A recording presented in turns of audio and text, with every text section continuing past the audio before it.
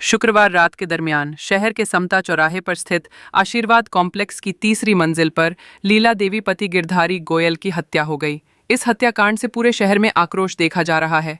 अकेली महिला की बीच चौराहे के नजदीक मल्टी में हत्या हो जाती है और हत्यारे वारदात को अंजाम देकर भी भाग जाते हैं। दरअसल इस मल्टी में सुरक्षा के कोई पुख्ता इंतजाम नहीं थे, इसलिए हत्यारे को यह जगह सुरक्षित और बच निकलने के लिए आसान लगी। हत्याकांड वाली मल्टी को लेकर लक्की उर्फ अर्पित सिंघल पर भी कार्रवाई की मांग उठी है। इस मल्टी को समाजसेवी अशोक अरोरा गंगानगर पर फायरिंग के मामले में आरोपी लक्की उर्फ अर्पित सिंघल पिता ओपी सिंघल ने बनाया था और किराए व लीज पर कमरे दे रखे हैं। न तो मल्टी में कैमरे लगे हुए हैं और न ही सुरक्षा की दृष्टि से चौकीदार रख रखे हुए हैं। इस मल्टी में एमओएस का खुला उल्लंघन है। 30% जगह पार्किंग के लिए छोड़ी जाना चाहिए थी, लेकिन 1 इंच भी नहीं छोड़ी। सड़क किनारे तक मल्टी तान दी, नीचे दुकानें किराए पर दे दी और ऊपर कमरे भी दे दिए। लकी सिंघल मल्टी मालिक की घोर लापरवाही भी सामने आई है। इसी का फायदा हत्यारे ने उठाया। मल्टी में कौन कौन परिवार रह रहा है, कहीं आपराधिक किस्म के लोग तो नहीं रहे हैं, इसकी जानकारी भी पुलिस को नहीं दी।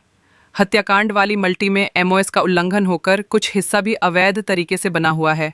पुलिस विभाग कई बार अपील करता आया है कि किराएदारों की सूची व उनका रिकॉर्ड नज़दीकी पुलिस थाने में देवे, लेकिन लक्की सिंघल ने मल्टी में रह रहे परिवारों की सूची कैंट थाने में नहीं दी।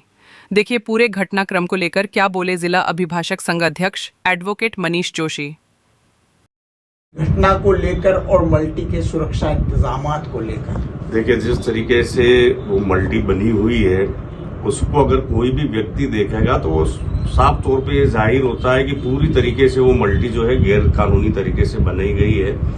क्योंकि नीमच का एक प्रमुख चौराहा है बंसल चौराहा, उस पर वो मल्टी बनी हुई है और मल्टी में निश्चित रूप से रेसिडेंशियल एरिया के लिए होती है और उसमें कई परिवार जो है निवास करते हैं। लेकिन ठीक उसके विपरीत अगर आप नीचे देखेंगे तो नीचे उस मल्टी में एक छोटा मोटा मार्केट है जहां पर पार्किंग की व्यवस्था होनी चाहिए थी मल्टी वालों के लिए, वहां पे पूरा एक मार्केट चल रहा है। और उस मल्टी की आप स्थिति देखें कि कल जो मेन चौराहा है उसकी मल्टी के 3rd फ्लोर में एक महिलाओं को चाकू से गोद दिया गया और पता नहीं चला।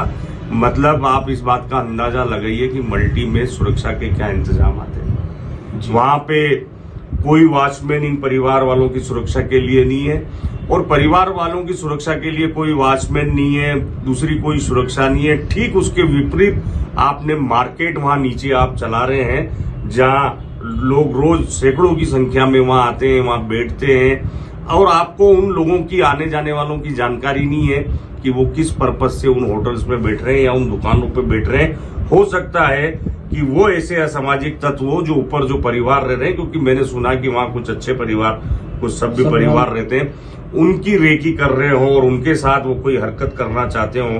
तो ऐसे में ये जो मल्टी जो देखी जाए तो पूरी तरीके से आप एक तरफ देखें, नगर पालिका आप उदाहरण के तौर पे समझिए कि 100 फीट का प्लाट देती है तो उसमें आपसे 30 फीट छुड़वा देती है। और आप यहाँ देखें कि इस मल्टी में बीच चौराहे पे होते हुए, बीच मार्केट में होते हुए 1 इंच जगह नहीं छुटी हुई है। पूरा पूरा उसका एमओएस का उल्लंघन है। और रात सुरक्षा की दृष्टि कौन रह रहा है, रजिस्टर्ड ऑनर उस फ्लैट का कौन है, उसमें कौन किराएदार है, उसकी कोई जानकारी किसी के पास है या नहीं है, सब राम भरोसे चल रहा है। और मेरा ये मानना है कि इस तरीके से नीमच शहर के बीचों बीच किसी भी चौराहे पे ऐसी बिल्डिंग कभी नहीं होना चाहिए और इस तरीके की परमिशन नगर पालिका को किसी भी स्थिति में नहीं देना चाहिए जिस तरीके से इसको। और मेरा तो ये मानना है कि आप अगर मैंने जैसा बताया आइदर साइड कि ऊपर रेसिडेंशियल एरिया है, नीचे कमर्शियल एरिया है, तो क्या इस मल्टी के जो मालिक हैं या जो मल्टी में जो रह रहे हैं या जो मालिक हो गए वो इस तरीके का टैक्स नगर पालिका में पे कर रहे हैं जी।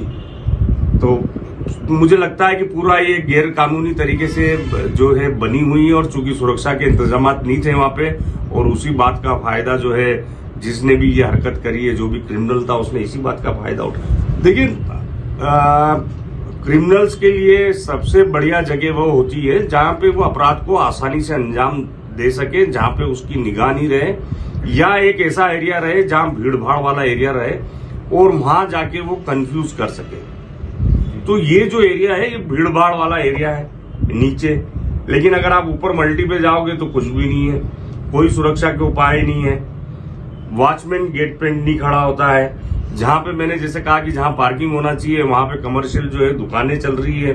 दुकानदारों को ये फुर्सत नहीं है कि मल्टी में कौन आ रहा है कौन जा रहा है। अगर ये वॉचमैन होता वहां, या आप एक सेकंड के लिए मान लें कि जिस जगह दुकान है अगर वहां पार्किंग और पार्किंग में सीसीटीवी फुटेज होते तो आपको ये पता रहता कि किसकी गाड़ी आ रही है किसकी गाड़ी जा रही है।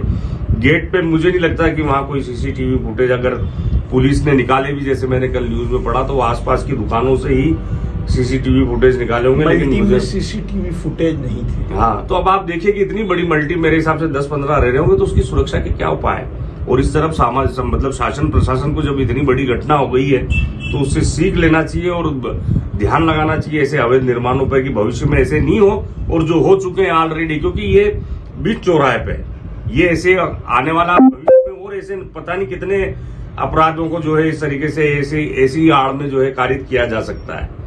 और रहा, मैंने सुना है कि ये जो बिल्डिंग के इसके जो मालिक हैं वो खुद जो है एक बहुत बड़े केस में, एक बड़े मर्डर केस में, जिसको कहना चाहिए कि जो 307 हुआ, हमारे जो समाज सेवी हैं क्षेत्र के अशोक अरोड़ा, उन पे जो हमला हुआ, बताते हैं कि वो उसकी मल्टी है। जी जी।